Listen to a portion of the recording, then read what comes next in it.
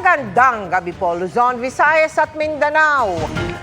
Trahedya bago magpasko ang sinapit ng isang mag-anak na sakay ng kotse at inararo ng isang truck sa Muntinlupa. Patay ang tatlong sakay habang sugatan ang tatlong iba pa kabilang ang isang bata. Ang tinitignang dahilan ng aksidente, mabilis na takbo ng truck at nakatutok live si Marisol Abduraman.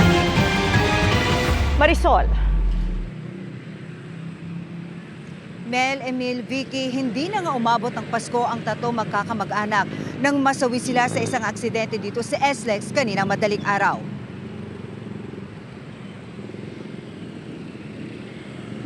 Kuha ito sa Alabang, Muntinlupa bago mag-alas 3 sa madaling araw kanina. Isang malagim na aksidente ang nadaanan ng mga motorista.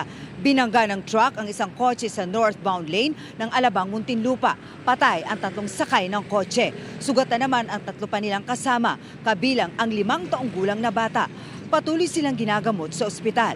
Hawak naman na ng Highway Patrol Group ang driver ng truck na sinisikap pa naming makunan ng pahayag.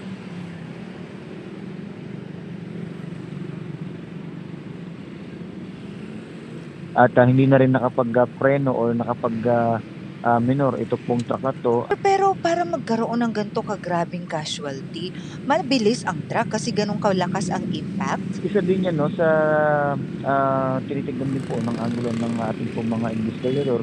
Yung impact talaga din ito pong truck doon po sa mismo pong sedan, talagang sobrang lala. Kung magpo-pursue yung mga kaanak po ng mga sakay po ng sedan, yung ating pong driver will face the charges like yung reckless imprudence resulting to multiple homicide and yung damage to property.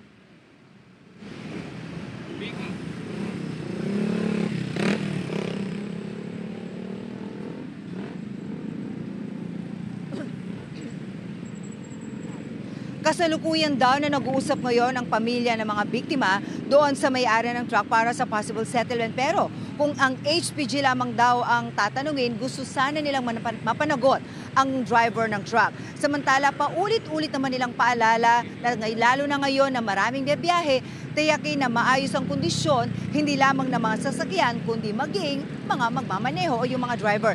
Samantala, dito sa ating kinaroroonan dito sa Nicole sa SLEX, maayos pa naman ang daloy ng mga sasakyan sa both southbound at northbound lane. Vicky. Maraming salamat sa iyo, Marisol Abduraman.